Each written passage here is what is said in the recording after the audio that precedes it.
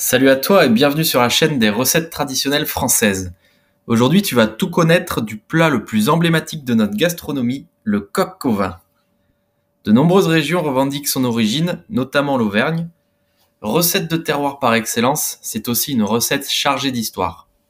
Autrefois, il était servi pour fêter la fin des moissons et même parfois pour le réveillon. Selon la légende, son origine remonterait à l'époque de César et de la conquête de la Gaule. Le chef du tribut Arverne, assiégé par les Romains, aurait envoyé un coq, symbole de vaillance et de bravoure des Gaulois, au camp ennemi pour le narguer. Pour répondre, César invita le chef gaulois à une cena, c'est-à-dire à un dîner romain, pour l'impressionner à son tour et lui servir du coq au vin. Le vin étant à l'époque un produit symbole de richesse et de pouvoir. Tous deux, tu l'auras deviné, se régalèrent bien entendu.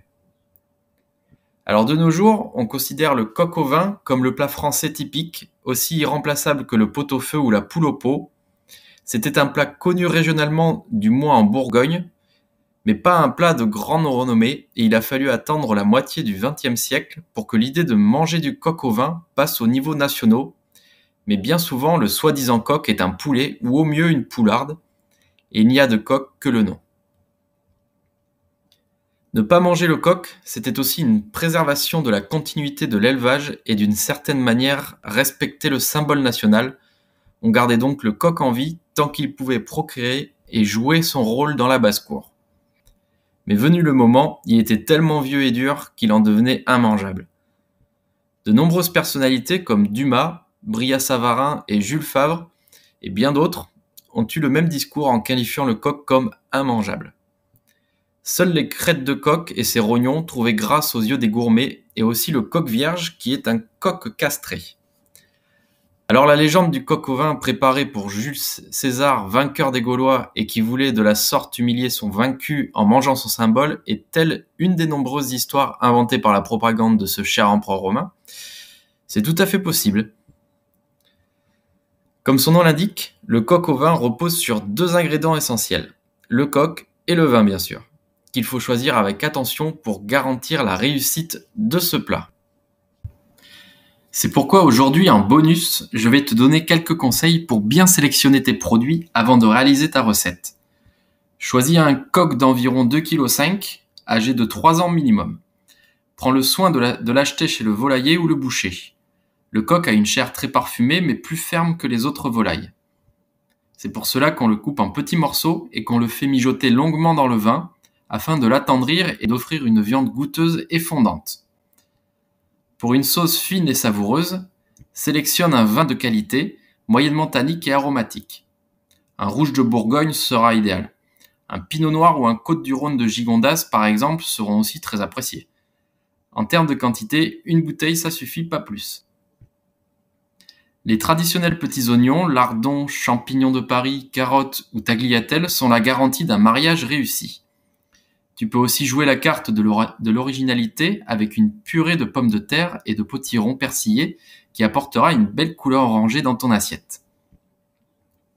En principe, on sert le même vin que celui utilisé pour la cuisson du coq, ou alors de la même région, mais d'un millésime ou d'une qualité supérieure.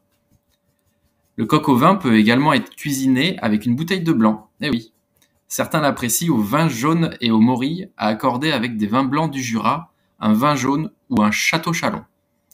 Une version qui nous vient tout droit de Franche-Comté. Et si tu n'as pas de coq à disposition, un poulet de qualité fera très bien l'affaire.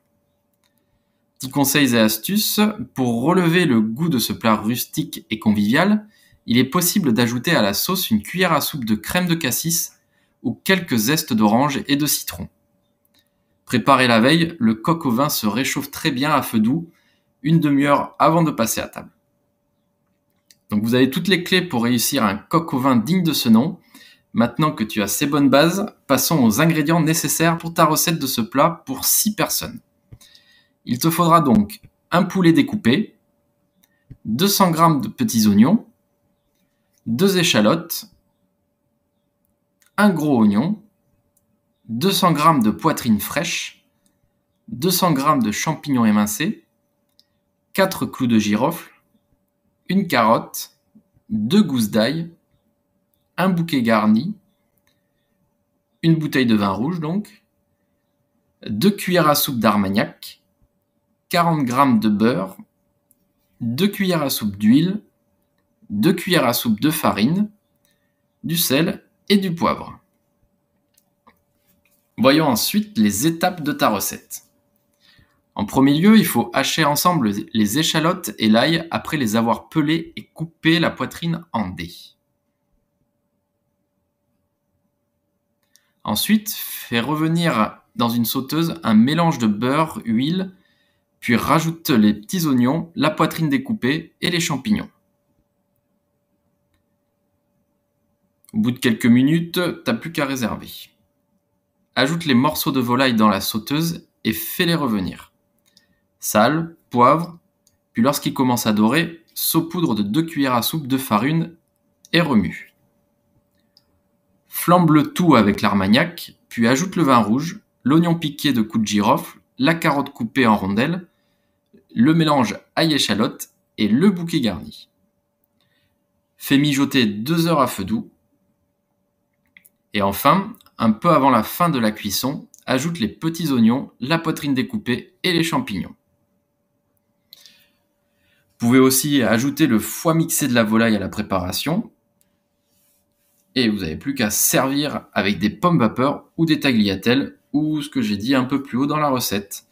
Voilà, c'était tout pour aujourd'hui. Bonne dégustation et à bientôt sur les recettes traditionnelles françaises.